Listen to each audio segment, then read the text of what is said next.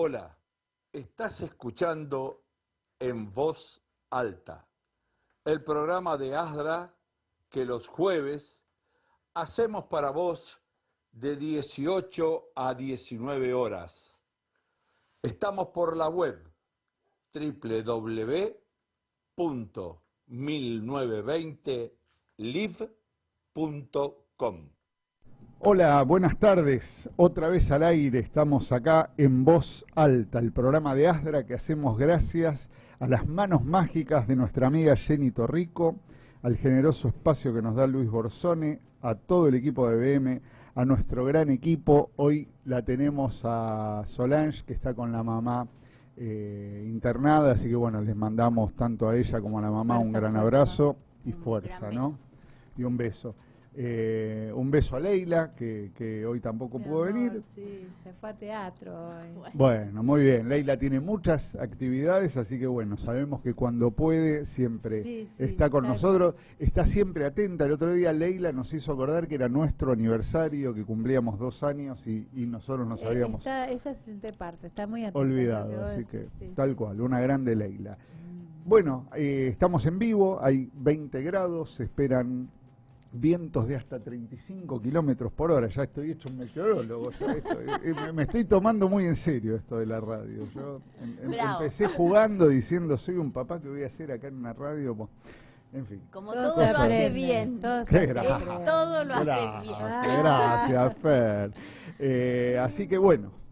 Bueno, hoy jueves daremos la bienvenida a nuestra aliada en la inclusión, a Pilar Coveñas, egresada de la Universidad Nacional de La Plata, del Departamento de Ciencias de la Educación, Facultad de Humanidades y Ciencias de la Educación, becaria postdoctoral del CONICET, docente de la Cátedra de Pedagogía de la Diversidad en la FAHCE Universidad de La Plata.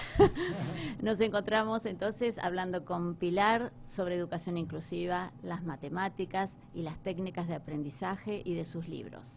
En Voz Alta, la radio de ASDRA. Hoy yo me olvidé el teléfono, así que... Tenemos un problemita. El teléfono oficial de la radio, que es el de los mensajes, hoy no lo tenemos. Entonces, les vamos a pedir que dejen sus preguntas o sus mensajes solo por hoy al 11 4408 2594. Repetimos, 11 4408 2594. Les pedimos disculpas si mandaron al teléfono de la radio, si nos pueden reenviar su mensaje a mi celular, solo por hoy, por este olvido, lo vamos a canalizar por ahí. Los oyentes. Sí, cosas que pasan, Fer, somos humanos. Cargado arriba de la mesa y ahí quedó. Puede pasar. Bueno, vamos a contarles un poquito cómo viene la agenda de ASDRA para esta semana. El 8 de noviembre a las 19 horas tenemos encuentro presencial de jóvenes con síndrome de Down de entre 18 y 25 años y de sus padres en el grupo Proyectando. Esto es este viernes. Yo lamentablemente no voy a poder ir, ya le avisé a la coordinadora, pero no se lo pierdan porque va a estar muy bueno. 9 de noviembre, encuentro presencial de niños con síndrome de Down entre 2 y 4 años y de sus padres en el grupo Caminando. También es un encuentro presencial, el 9 a las 19 horas. El 12, encuentro virtual de abuelos de personas con síndrome de Down. El grupo Abuelos se reúne virtualmente el 12 de noviembre a las 17 horas. El 14 de noviembre tenemos encuentro virtual de padres de personas con síndrome de Down mayores de 25 años. Es el grupo de reflexión de Eligiendo. Esto es el 14 de noviembre, 19 horas. El 26 de noviembre a las 15 horas tenemos un webinario muy interesante que es ¿qué se debe tener en cuenta en una entrevista de trabajo? Esto es por Zoom, con inscripción previa y obligatoria. Pueden consultar todas nuestras actividades en nuestra página web y en nuestras redes. No se olviden de visitar nuestra página web, hay información muy, muy interesante y muy valiosa. Y por último, tenemos el Pizza Night, que va a ser una noche de baile y solidaridad venía a despedir el año con nosotros el 27 de noviembre, 19:30 horas. Va a estar nuestro amigo y DJ Pato Zambrano. Es en el Espacio Idear, Mendoza 5846, Villa Urquiza. Las entradas son más que baratas, van en 20.000 por persona. Este año, como estamos todos en crisis y hay muchos problemas de plata, por favor, vengan. Decidimos, en vez de hacer esas cenas de recaudación que son muy difíciles para la gente en hoteles internacionales, que tienen un cubierto muy caro y que tienen un costo muy alto para ASDRA, quisimos hacer una reunión mucho más popular, que puedan venir todos nuestros socios, nuestros allegados, así que bueno, pueden ver esta info en la web y anótense que los esperamos. Bueno, y dejen su mensaje de nuevo al 11 4408 2594. Repetimos, 11 4408 2594. Y ahora sí, vamos con nuestra invitada. Sí. Bueno, ¿cómo estás, Pilar? Un lujo tenerte acá. Muchísimas gracias. Estamos todos muy contentos y felices de tenerte y poderte preguntar y que nos cuentes y demás. Nosotros en general nos gusta más que presentar a alguien, que se presente, que nos cuente de dónde sale, cuál es su formación, de dónde viene el amor o la inspiración para este colectivo, en fin, tendrás, sé, porque algunas cosas conozco de tu familia que viene por ahí, pero nadie mejor que vos para contarnos. Aparte estuvimos leyendo y es enorme todo lo que hacés, entonces no sabríamos por dónde empezar. No, sí, por eso. Bueno, muchas gracias primero por la invitación, bueno, y también a Rosa que me contactó. En serio, es muy importante para mí poder tener espacios donde compartir estas cuestiones que como familias, docentes, nos preocupan. Pido por favor que me ayuden a prestar atención sí, a... Sí, porque el micrófono es importante, así te escuchan. Sí, por favor avísenme si me corro del micrófono porque sí. Es posible que me Sí, que sí, me a mí pase. me pasa, sí. Bueno, mi interés viene, como decías, por un tema familiar. Yo soy una hermana de un joven con discapacidad, Juan Coveñas, que cuando era muy chiquitito fue excluido de la escuela especial. En la edad en la que yo tenía que empezar primer grado, yo le llevo 6, 7 años, él, digamos, nació y luego cuando él tuvo que ingresar a la escuela especial lo excluyó. La especial. La escuela especial lo excluyó. Ah, bueno. Y eso fue... Dale. Menciona la escuela. Quiero saber. Nosotros vamos a compartir el micrófono. Dale, gracias. Ahí, con eso le tendría que pedir autorización a mi hermano para ver si él quiere que mencione la escuela, pero nosotros vivimos en La Plata, es una escuela especial de La Plata. Creo que es un tema de esa escuela y de muchas escuelas especiales. No fue un caso aislado, sino que es una mirada que en ese momento era muy común y tristemente aún subsiste, digamos, ¿no? Él fue entonces excluido, declarado ineducable y fue una situación que me marcó mucho. Obviamente lo marcó primero a él, a toda la familia, y yo, siendo una niña que me comunicaba con él, jugaba con él, compartía la infancia con él, no podía entender cómo él no podía ir a la escuela y la escuela podía decir eso de mi hermano. Es inentendible y nos quejamos mucho que a veces las escuelas comunes nos discriminan a nuestros hijos, a tu hermano, a las personas con discapacidad. Qué terrible que aparte las escuelas especiales, y no es la única, se manden estas cosas. Un dato importante, disculpa que te interrumpa, ¿sí? ¿En qué año fue esto para más o menos ponernos en contexto? Esto fue hace 30 años, más o menos, fue un poquito menos, digamos. Bueno, esta situación nos marcó como familia, todos saben, quienes son familiares saben cómo es, uno intenta buscar ayuda dentro del sistema educativo, no la encuentra, busca en otros lugares, encuentra otras familias y empezó la búsqueda. En ese sentido, entonces, desde mi muy temprana edad, pude compartir con mi hermano dos grandes cosas que creo que me marcaron. Una que es y acá hablo como hermana, lo natural que es para una persona que crece con un hermano con discapacidad, el hermano con discapacidad, y la perplejidad con que a veces uno se encuentra con la mirada externa sobre tu hermano. Digamos, como niña, recuerdo esa mirada sobre mi hermano con perplejidad. Decían que no podía hacer cosas, que no era mi experiencia, digamos. Perplejidad y otras cosas también, ¿no? Enojo, angustia. Entonces, yo es el mundo que conozco, es lo que conozco, ese hermano, tengo otro hermano también, pero no me parece raro, ni es lo que conozco. Entonces, quienes tenemos familiares con discapacidad sabemos que no es una cosa extraña, sino que es una cosa natural para nosotros. Lo otro que me marcó es esta posibilidad de conocer muchas personas con discapacidad activistas desde joven y escucharlas a ellas mismas decir qué querían sobre su vida, contar, narrar los procesos de exclusión y violencia a los que eran sometidos constantemente por el sistema educativo y otros espacios de la vida, y también verlos actuar, qué necesitaban, qué querían, cómo se organizaban, conocer otras familias, especialistas que sí estaban pensando a las personas con discapacidad como personas, como sujetos de derecho, personas capaces, etcétera. Cuando llegó la hora en ese momento, bueno, también fuimos construyendo espacios, redes, sobre todo, bueno, mi mamá en ese momento. Vamos a mencionar a tu mamá, Elena Dalbó. Mi mamá, Elena Dalbó. Gran militante, ¿no es cierto? Creo que mi mamá abrió muchos espacios, por ahí Y queda mal que lo diga yo como hija. Sigue abriendo. Pero bueno, la verdad es que me la mencionan mucho, por eso lo digo. Y bueno, tuvimos la suerte de poder ir encontrando otras personas y otras familias interesadas, ir armando espacios de activismo conjunto.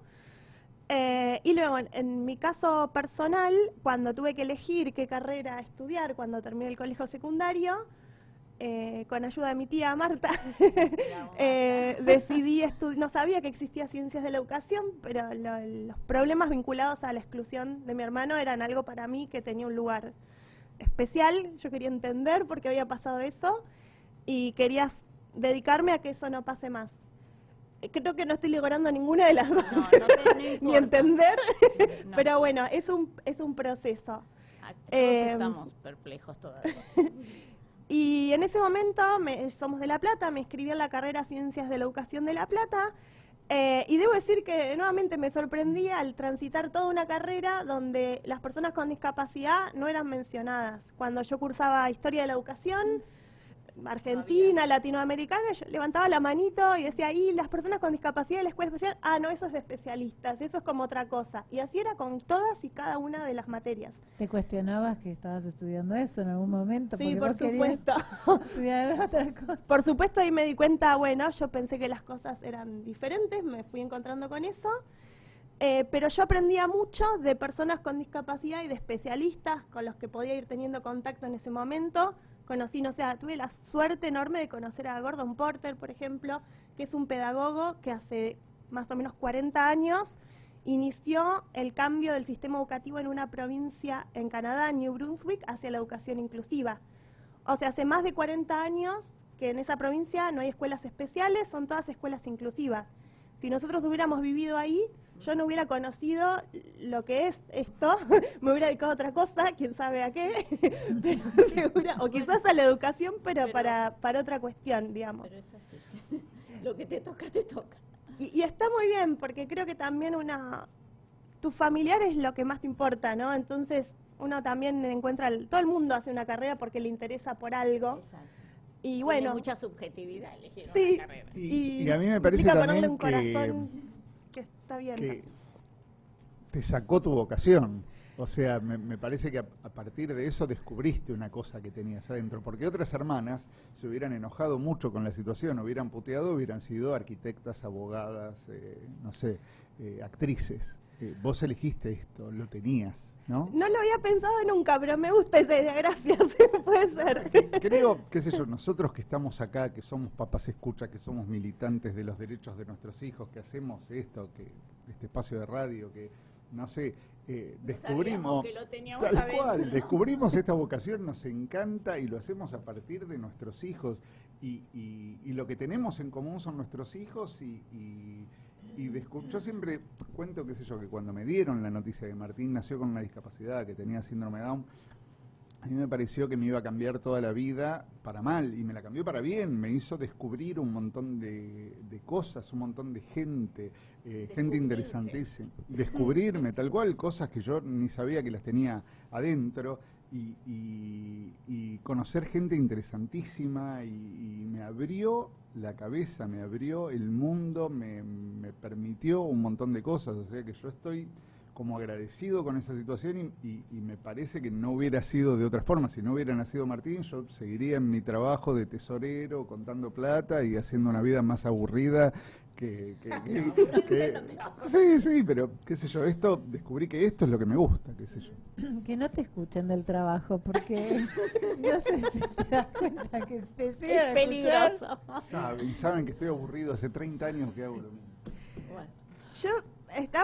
Me parece muy interesante lo que estás diciendo. Sí he pensado un poco sobre eso, y creo que ser hermana, para mí esto es natural, no conozco otra cosa. Mi hermano es de las cosas más lindas que tengo en la vida.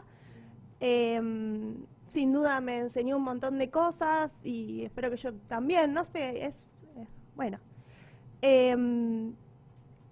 Pero también siento que a veces hay pro de trabajar estas cosas como familia, porque yo no tengo que hacer un esfuerzo por preguntarme si una persona con discapacidad va a poder o no aprender o lo que fuera. Yo ya estoy segura que sí.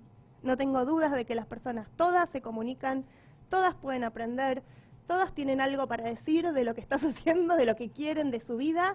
No tengo ninguna duda, porque eso, o sea, yo estoy absolutamente segura de eso. Y eso permite pensar un montón de cosas y usar lo que se sabe, porque se saben muchas cosas en educación, para la inclusión, digamos. Eso para mí es una gran suerte que tengo. También no me cuesta mucho encontrar la forma de tratar de comunicarme con las personas, incluso con aquellas que pueden resultar más desafiantes para algunos más grupos hermético para el que no conoce. Comunicarse. Claro, de eso estoy muy agradecida, y sé que tiene que ver con mi experiencia como hermana. El contra diría que es que también hay, en mi caso por lo menos, no sé si a ustedes les pasará o a otras personas les pasará, la furia. Claro, exacto. La gestión de las emociones Es muy difícil. se hace difícil por momentos. Es muy difícil. Una no se acostumbra No, a... No aprendo. digamos, Todavía te digo, pienso algo que me pasó ayer y se me levantan los pelos. Claro. Es algo que no lo puedo manejar. Bueno, ¿me entendés? Es Yo el soy día de abogada, hoy que... jamás le pude hacer un trámite, o sea, todo lo que fue judicializado de Martín no lo pude hacer porque ya me acercaba a la mesa de entradas y los quería comer crudos, ¿viste? Es algo que no se banca, no sé. Bueno, entiendo eso. Claro. Bueno, entonces quizás les pasa algo parecido a mí, lo que me pasa cuando dicen cosas de chicos que ni conozco quizás, porque yo trabajo en el sistema educativo. De tu hermano, ya hay mucho más si es de allá. mi hermano no te puedo explicar Sí, lo que sí. me pasa, pero cuando es de otros chicos, y esto es muy usual aún, se me hace mucho más difícil de tolerar y de pensar cómo trabajar con esa persona, que yo creo que así como, y esto es algo que hablamos con mi mamá varias veces, así como uno cree y está segura que todas las personas con discapacidad pueden aprender, yo también creo que todas las docentes, directoras pueden aprender. Pero bueno, a veces es difícil digamos, de alguna forma vincularse emocionalmente con ciertas situaciones y poder desplegar saberes pedagógicos y didácticos ante situaciones que nos resultan muy agresivas, violentas, muy difíciles de gestionar emocionalmente. Eso diría el contra, digamos, ¿no? Sí. Pero no es que le quita valor a lo que hacemos, ni que nos impide, pero bueno, tiene su cuestión, digamos. Sí, y fíjate vos que lo que nos decías al principio es que cuando hiciste tu carrera, en ninguna materia, o sea, esa gente con la cual vos tenés este problema pasó por esa facultad. Claro. Y jamás se planteó el tema de la educación en personas con discapacidad. Sí. O sea, es como una cosa que está escondida. Sí, sigue medio escondida, ¿viste? sí, eso es verdad. También la única materia que había referido al tema en mi carrera era una materia optativa y desde la perspectiva de la ocasión especial. Yo no la cursé porque, Total. digo, yo no voy a aprobar nunca esta materia porque no me va a costar mucho estudiar esto y porque no voy a hacer otra cosa que cuestionarlo. Por suerte cambió la profesora de esa materia, asumió otra profesora, yo me había recibido y pude empezar a trabajar en esta materia que se llama Pedagogía de la Diversidad. Ese empezó a ser un espacio de formación dentro de Ciencias de la Educación en la Universidad Nacional de La Plata, como la perspectiva de lo que se llama el modelo social de la discapacidad, que implica pensar que no son las personas con discapacidad las que tienen problemas, no son personas enfermas, no son personas que requieran de la caridad o del encierro, del aislamiento, sino es pensar que el problema no es de la persona y su familia, sino que es de una sociedad que... De las barreras. Claro, que pone barreras para que todos podamos vivir una vida igualmente digna, valiosa, con las mismas oportunidades, entre otras cosas. Ese modelo social está ahora orientando esa materia. También nosotros tomamos la perspectiva de educación inclusiva como una perspectiva pedagógica, pero también como un derecho humano, porque seguramente ustedes hablarán de la Convención sobre Obvio, los derechos sí. de las personas con discapacidad. Saben que hay un artículo referido a educación, que es el artículo 24, y en ese artículo lo que dice es que todas las personas tienen derecho a una educación inclusiva. Se considera discriminatorio, por lo tanto está prohibido excluir a una persona tomando como causa la Y discapacidad. lo lindo es que termina siendo en todas las etapas de la vida, Exacto. ¿no? Como que no hay que parar en alguna etapa, que es lo que suele hacerse, que hace que después las personas con discapacidad no tengan Nada. rutinas y no consiguen trabajo y tampoco... Pero bueno, lo que se quiere, digamos, culturalmente agregar es eso, en todas las etapas de la vida. Sí, eso que traes me parece muy importante. La convención es muy clara en eso y hay otros documentos como el estudio temático sobre el derecho a la educación inclusiva y la observación general número 4, ambos de Naciones Unidas, uno del 2013, otro del 2016, que tienen el mismo valor legal que la convención, desarrollan lo que dice la convención en su artículo 24 y hablan explícitamente de educación a lo largo de la vida. Con lo cual, nuestro Estado, por haber firmado ese Está Tratado obligado. de Derechos Humanos, está obligado a brindar educación inclusiva en los niveles obligatorios, que en nuestro país, según la última ley de educación, la 26.206, va desde los últimos años del nivel inicial, que es el jardín, hasta la secundaria. Por lo cual, todas las personas en la República Argentina tienen el derecho a hacer desde inicial hasta secundaria y según la convención en igualdad de condiciones.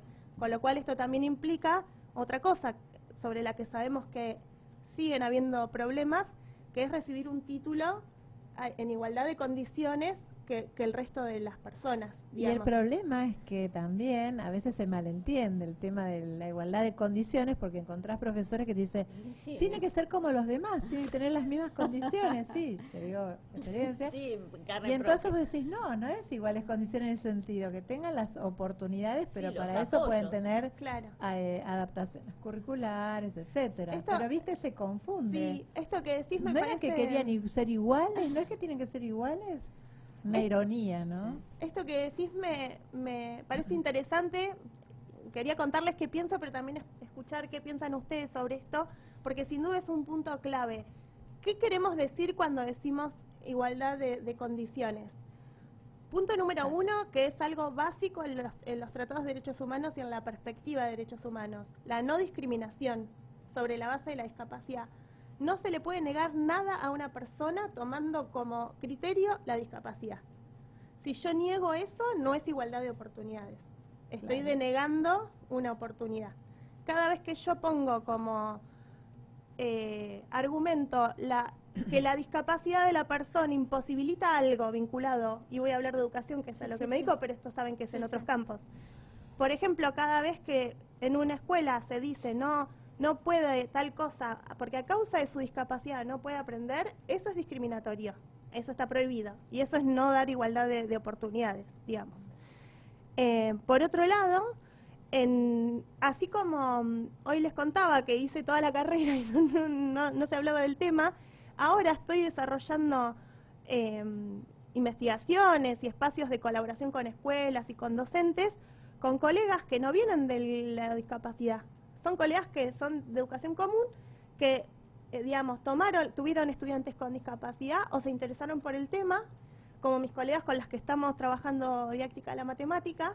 Ellas vienen del campo de la didáctica de la matemática, son especialistas, son autoras de los diseños curriculares, son capacitadoras, son famosas en el campo, y dijeron, a ver, empezamos a estudiar este tema, y lo que vi con ellas es algo que yo intuía, pero hoy lo puedo afirmar tan segura como puedo decir todas las personas con discapacidad pueden comunicarse, pueden aprender, es que en la pedagogía, en la didáctica común, hay elementos suficientes para enseñar en aulas con estudiantes con y sin discapacidad.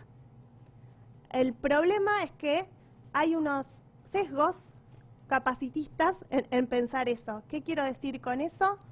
No sé si conocen este término capacitismo que ahora está circulando un poco más. El término capacitismo quiere decir, es como una ideología de la normalidad, una forma de pensar que tiene como consecuencia una forma de hacer, que supone que las personas, para ser consideradas seres humanos, tenemos que tener un conjunto de capacidades. Esto implica que las personas que no tengan alguna de esas capacidades sean consideradas menos humanas.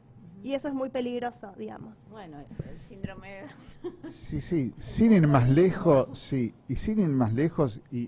sin meterme en cuestiones políticas partidarias, porque al expresidente Alberto también lo tuvimos que poner en su lugar cuando fue la pandemia por dichos que tuvo para con nuestros hijos.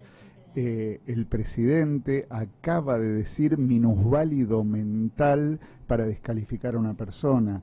Entonces digo, estamos a contramano del mundo, digo, la primer figura, la que tiene que dar el ejemplo, y fue este presidente, el anterior y el anterior, son los que meten la pata, los que le dicen a la sociedad, hay que discriminar al distinto, ¿no? Estamos complicados, porque digo, todo este trabajo hermoso que haces vos, el amor que le pones, la voluntad que le pones y todo, el que está arriba de todo, como lo borra así, ¿no? Pero por suerte no lo borra, por suerte todos nosotros trabajamos por una sociedad inclusiva.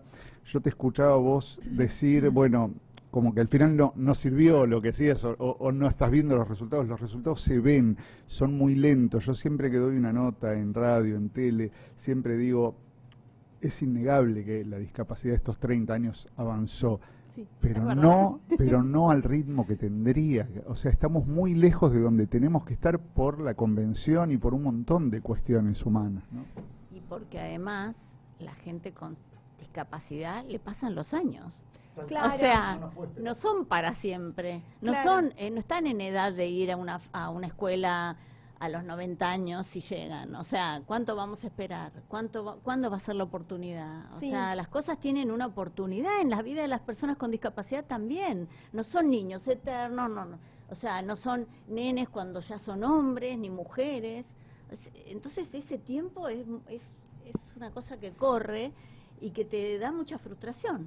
Sí, la verdad coincido con lo que dicen, gracias también por el comentario, y creo que es verdad que las cosas están cambiando, sí, sin duda, pero es verdad que por ahí a veces es difícil salir de la ansiedad y la frustración cuando uno está más conectado con las personas de carne y hueso. Los ciclos de la vida de un niño no son el tiempo histórico que cambia algo, cambiar socialmente y culturalmente. Y a veces es verdad que por ahí, capaz que ahora estoy en un momento de desfasaje porque estoy viendo algunas cosas, en otros momentos me acuerdo y veo, cómo avanzamos, y en otro momento pienso, no puede ser que estos chicos estén pasando por esto. De nuevo. No, de todas maneras, a mí yo trato de mirar el medio vaso lleno, Sí, chicos, sí, porque sí, veo sí, que estamos Está en muy la bien, vacío. está muy bien, Y no, es la sí. forma, sí. No, que Hay avances, coincido. ahora tenemos un panorama donde las familias podemos elegir cosas. Antes no había posibilidad de elegir. Ya hay un conocimiento y hay gente que ya pueden ir entendiendo y podés ir eligiendo y haciendo un camino como para producir esos cambios y conseguir que tu hijo pueda realizar el aprendizaje en el ámbito que, digamos, los padres eligen. Te podés encontrar con lugares que no, pero tenés opciones para elegir, tenés una convención que te apoya. Esto quiere decir que si vas a un abogado, recurso de amparo, o sea, también lo podés conseguir, cosa que hace 30 años era muy difícil. Sí, pero por eso digo que hay avance. Es el medio vaso. Estamos en la mitad, o sea, no tendríamos que hacer un recurso de amparo para educar a nuestros hijos, no tendríamos que tener tantos escollos, no tendríamos que tener tantas piedras.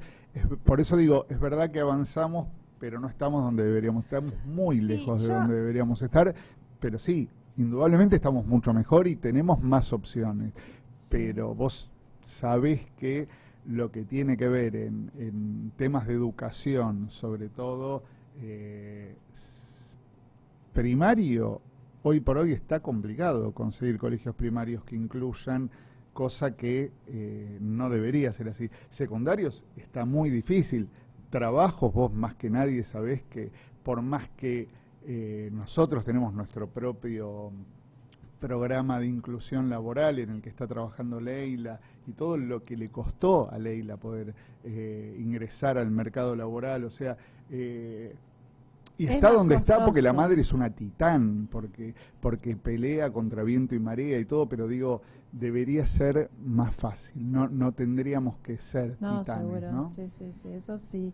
Pero yo creo que el mundo es un poco así, ¿no? Está siempre en la lucha de los derechos, digamos que nos toca por este lado, pero el mundo tiende a ser injusto y todo eso, así que yo creo que tenemos que asumirlo y nada, ir progresando, ¿no? En este camino. Sí, una cosa que yo pensé que era mi historia y después estudiando me di cuenta que no, es la historia de todos. Así ahora que lo digo haces como investigaciones, contanos. Claro, eso. ahora como investigadora puedo decir que algo que me ayuda a entender por qué hay tantos problemas para la educación inclusiva, para que se efectivice el derecho y se lleve a cabo, cuando no es verdad que no haya saber pedagógico y didáctico, que tengan incluso las docentes de educación común para enseñar en aulas con estudiantes con y sin discapacidad. ¿Qué es lo que pasa? En ese sentido yo creo que una clave es saber que si miramos la historia de este proceso, los cambios hacia la educación inclusiva no provienen del propio sistema educativo, provienen del movimiento social de personas con discapacidad y las organizaciones de familias de personas con discapacidad, que hemos ido traccionando leyes, normas, Totalmente. un tratado como la Convención, y en cada país han sido esos espacios, y cuando estudiamos cómo han cambiado sistemas educativos en otros lugares del mundo, porque lo que acá nos parece una utopía difícil, no lo es. En otros países como Italia, Portugal, hay educación inclusiva hace más de 40 años. Colombia está avanzando. La provincia de La Pampa hace 20 años no tiene escuelas especiales. Entonces no es imposible, claramente, porque existe en la región, en nuestro país. No es solo una cosa de Europa o lo que fuera, digamos, ¿no? ¿Qué hizo avanzar en esos lugares? Hay estudios que muestran que fueron efectivamente las familias y las personas con discapacidad las que fueron traccionando estos avances. Y el sistema educativo resiste. Por eso tiene que aceptar, y ahí podemos entender por qué esto sigue costando. Mirá qué contrariedad, Pilar. Porque por otro lado, a las familias siempre se les suele decir que tiene que estar... yo siempre tuve eso, ¿no? De costado, que no se tienen que meter. Yo veía que las psicopedagogas trabajaban con Leila, estaban en tercer año y les ponían una florcita más una florcita. Yo dije, no, bueno, y todo era así, ¿entendés? Cada vez, y sin embargo, por otro lado, ese movimiento que la familia no se tiene que meter. Y yo creo lo que vos decís, somos las familias quienes hicimos los cambios en este proceso. Ahora puede ser que los profesionales ya se dieron cuenta. Primero nos dimos cuenta nosotros. Sin lugar a duda que las familias, bueno, como decimos siempre, podemos ser un apoyo fundamental o un escollo. Pero los cambios vinieron los de los movimientos padres. Podrá decir que hay padres que no son buenos, pero los cambios estamos totalmente de acuerdo. Muy bien. Tenemos mensaje. Acá, gracias. Nuestra vicepresidente, Sabrina Herrero, nos escribe y dice: saludos a todo el equipo, especialmente a Pilar.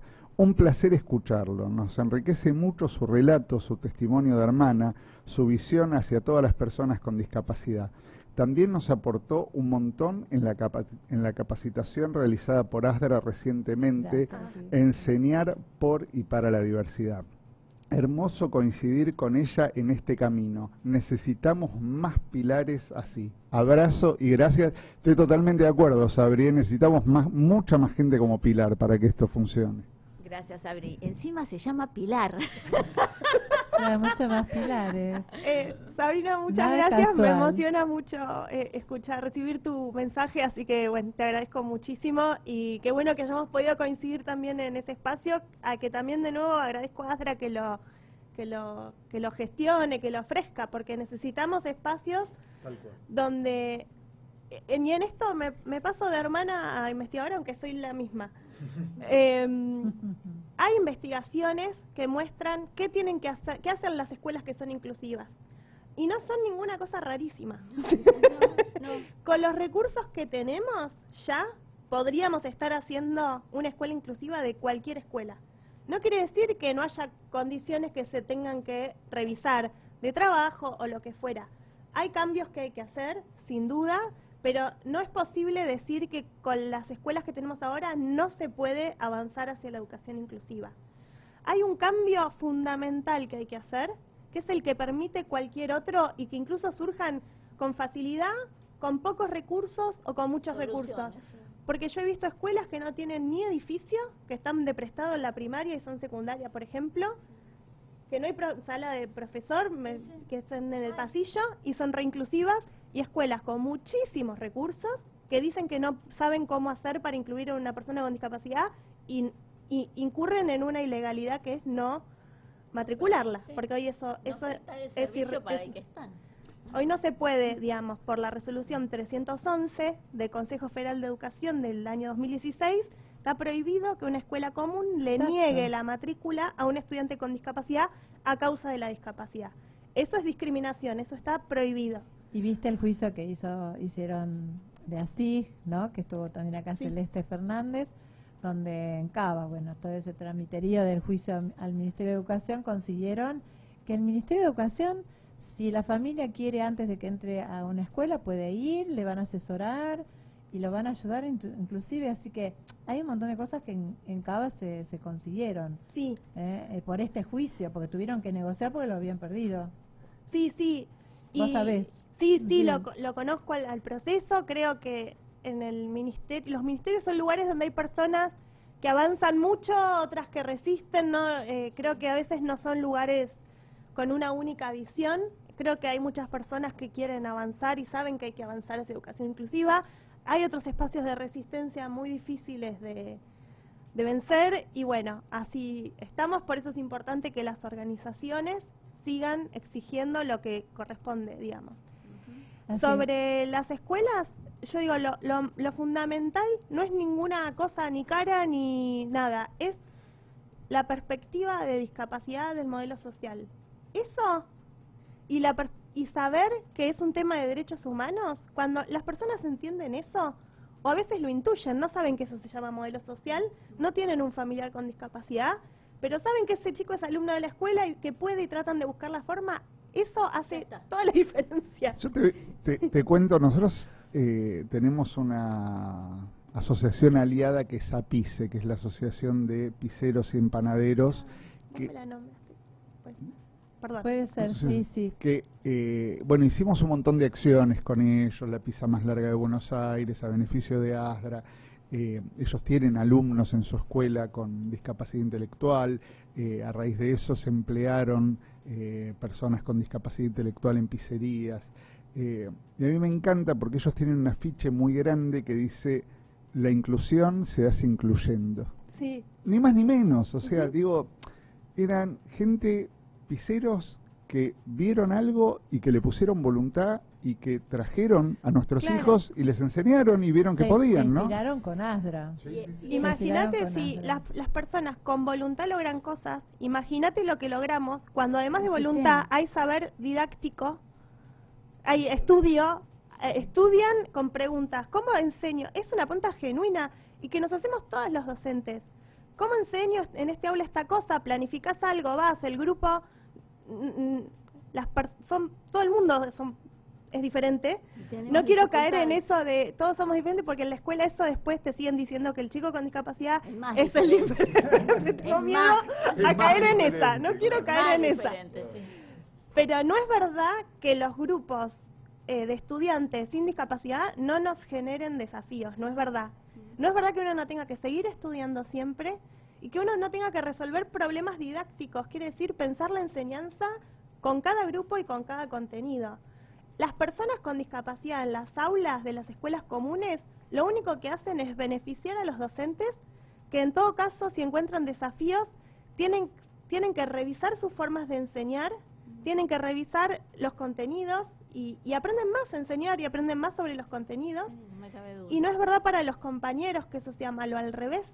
¿Cómo una escuela, un grupo se va a beneficiar de estar excluyendo a todo un grupo humano?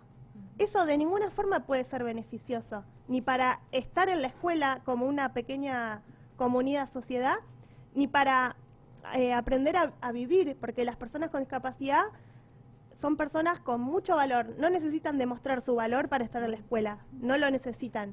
Pero sí hay diferencias que nos enriquecen muchísimo y que no las podemos aprender si no es en contacto con personas con discapacidad. Pilar, hay una pujante, digamos, fuerza de parte de las escuelas especiales, cada vez que vamos a la legislatura, sobre todo, se hace un encuentro que los diputados quieren escuchar a por qué la escuela inclusiva y también a los que quieren la escuela especial que sigue estando, lo cual argumentan con mucho peso, ¿no? Hasta pone una foto, una cara de una chica que está en la escuela común, que está llorando.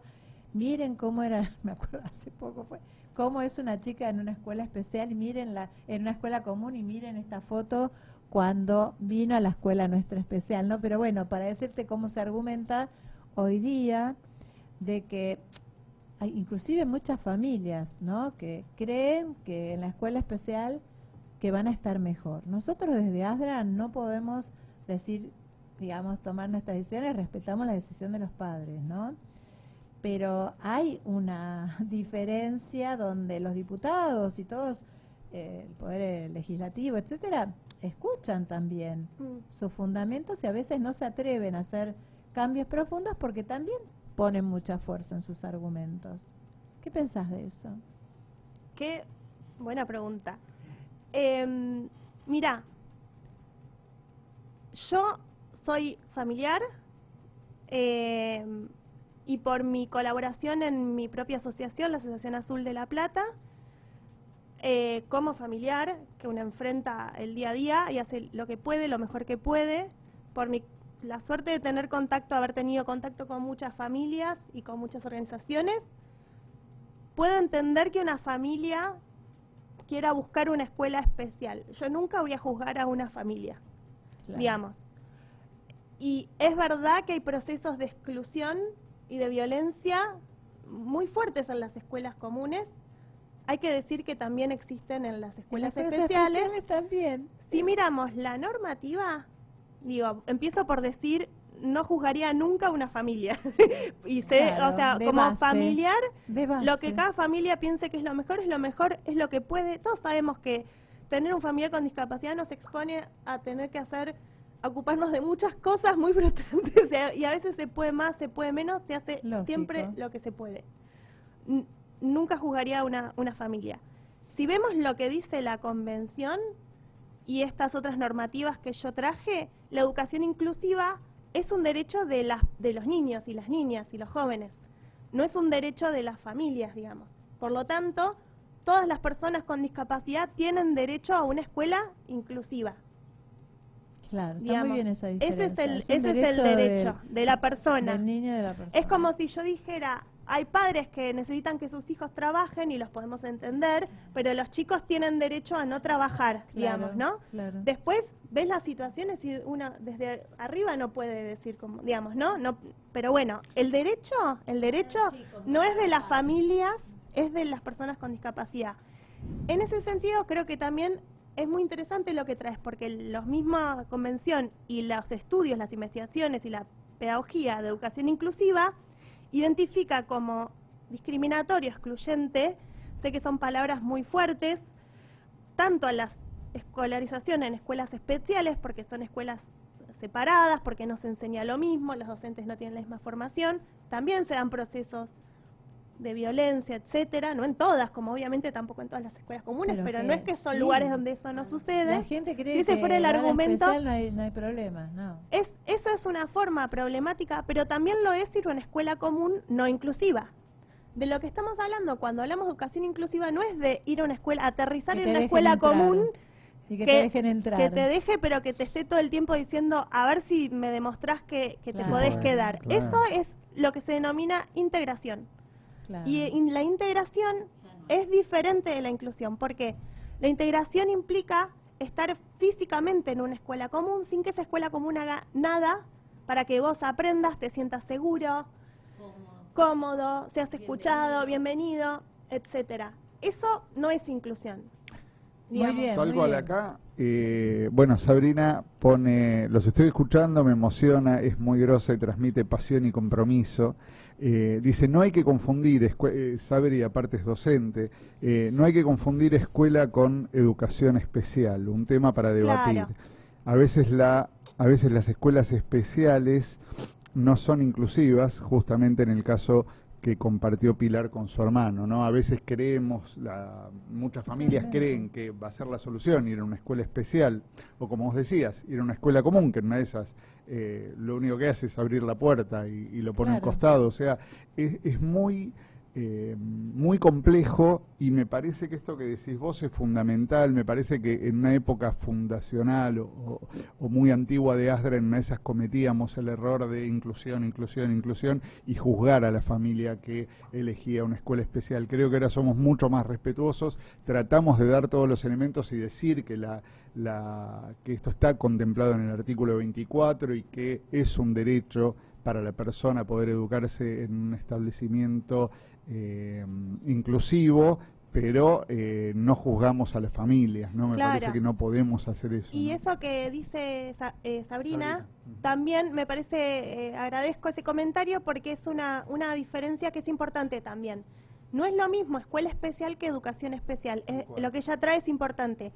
En los países y en la provincia de La Pampa, donde se ha avanzado hacia una plena educación inclusiva, no se quedaron sin trabajo las docentes de especial, digamos, por decirlo de alguna forma, también siempre está ese miedo, sino que el sistema implica que hay una escuela única para todas las personas.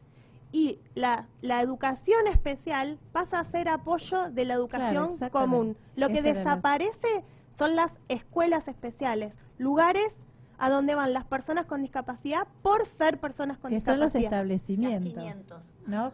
Como establecimiento por separado. Claro, y la lógica de decir, si vos tenés discapacidad, no podés venir a esta escuela con el resto, porque no vas a poder porque todo lo que es mirar desde el déficit, ¿no? Es mirar a la persona desde lo que supuestamente le falta. Y por eso tiene que ir a la escuela con todos los que a los que les falta eso. Claro. Imaginemos cómo vamos a enseñar a personas de las cuales tenemos sospechas de si pueden aprender. Nadie puede enseñar sobre la base de sospechar de si el otro puede aprender o no. Entonces, ese es el problema. Cuando hablamos de educación inclusiva, hablamos de un sistema único, donde los recursos humanos y materiales de la educación especial pasan a ser recursos de apoyo o docentes propias de la escuela común. Los chicos están todos en la escuela común y los recursos también. Sí, claro, tal cual. Yo pienso que como la madre del borrego del problema, ¿no? De lo que estamos hablando, es de entender esto, es en todas las esferas. O sea, qué cosa hay que trabajar, ¿no? Para que se entienda que no le estamos haciendo un favor, que se trata de que es así. O sea, inclusive nosotros los padres, porque nosotros elegimos el colegio de nuestros hijos, los editamos cuando dicen, o sea, también a veces nos pasamos, ¿no? De rosca con las cosas, ¿no? Con las decisiones que tomamos con respecto a lo que ellos quieren. Siempre es desde el amor estamos en Sí. familias que se ocupan y que los Eso conocen. sin duda, sin y que duda. los conocen, pero también cómo variar esa mentalidad, ¿no? En toda la sociedad, eso que vos decías, o sea, no es, la educación es terrible porque además es la herramienta que tiene la persona que le sirve para vivir mejor. Ujú. O sea, la educación sí. te cambia la vida. Yo Lógico. creo que Poder. ahí un punto clave es este que vos dijiste, es entenderlo como un derecho, no como una cosa de buena voluntad, ni como... Es un derecho de las personas con discapacidad y es un derecho de las personas sin discapacidad. Claro. Yo, la primera persona con discapacidad que conocí en mi vida es mi hermano. Y yo pienso, pero ¿por qué yo no tuve compañeros con discapacidad? Yo pienso que para mí es un derecho estar en espacios con personas con discapacidad, identificándome como persona sin discapacidad. Por eso hablamos de la discapacidad como modelo social y como modelo o enfoque de derechos humanos. Esto quiere decir que la discapacidad hoy es considerada un problema de derechos humanos, con lo cual, si este grupo humano se ve perjudicado y vulnerado en sus derechos, no es un problema que solo afecta a esas personas, nos afecta a todas y cada una de las personas que formamos parte de sociedades Exactamente. que nos decimos democráticas, que nos creemos inclusivas y democráticas y apoyadas en los derechos humanos, con lo cual es un problema de toda la población.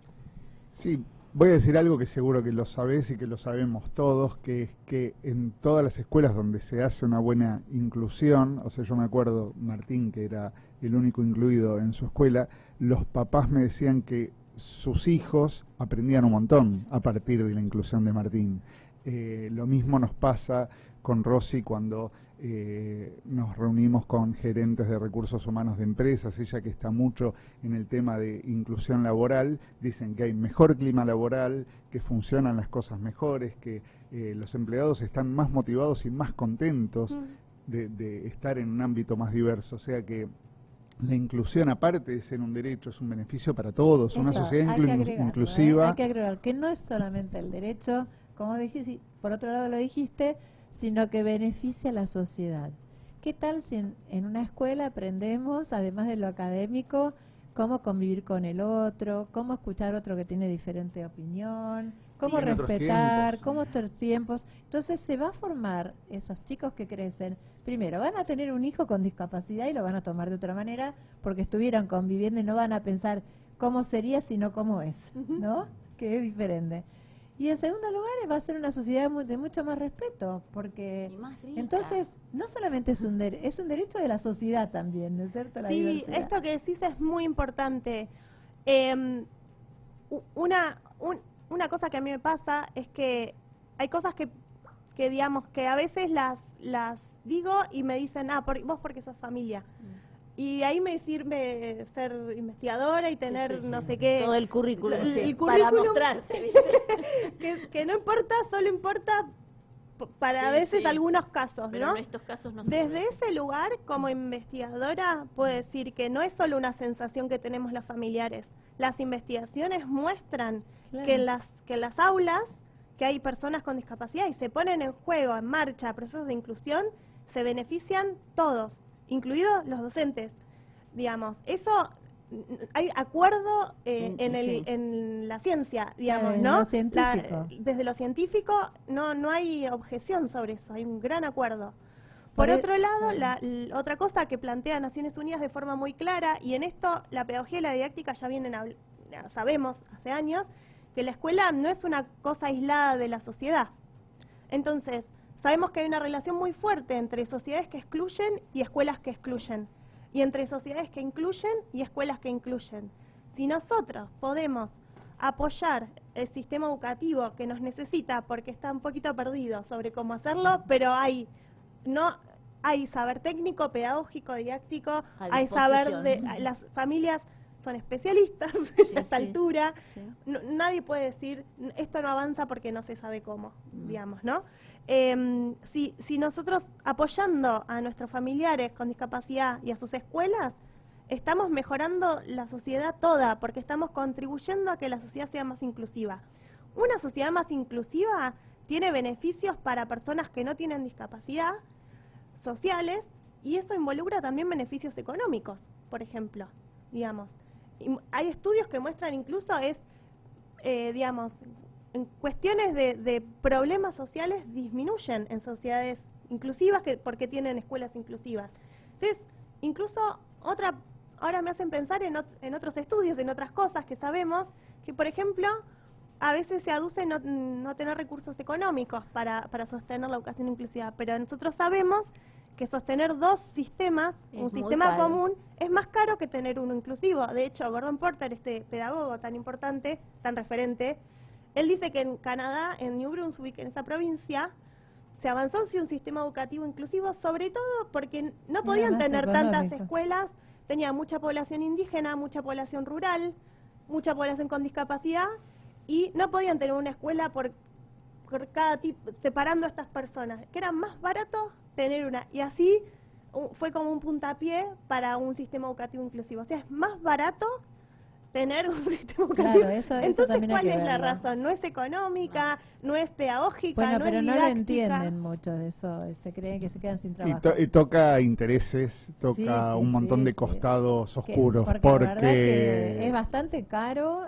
las prestaciones que suelen dar lugares de escuelas especiales, lo que se paga es un ejemplo más de lo mal que está utilizado el dinero en discapacidad, recurso, claro, bueno. porque hay mucho recurso en la discapacidad, mal distribuido. Se invierte mucho y muy mal, no llega a donde debería llegar y no se hacen las cosas que se deberían hacer, es una lástima.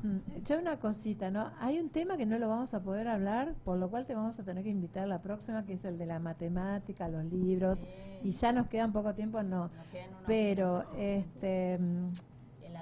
mira, ya falta poquito. Que nos cuentes un poco también toda la no, cosa. una cosita que yo digo, ¿no? Mientras estamos en el proceso que todavía no hay una escuela para todos, todavía, porque hay mucha puja, sobre todo acá en Cava, de que las escuelas especiales, yo digo, por lo menos que las escuelas especiales vayan subiendo un poco la vara.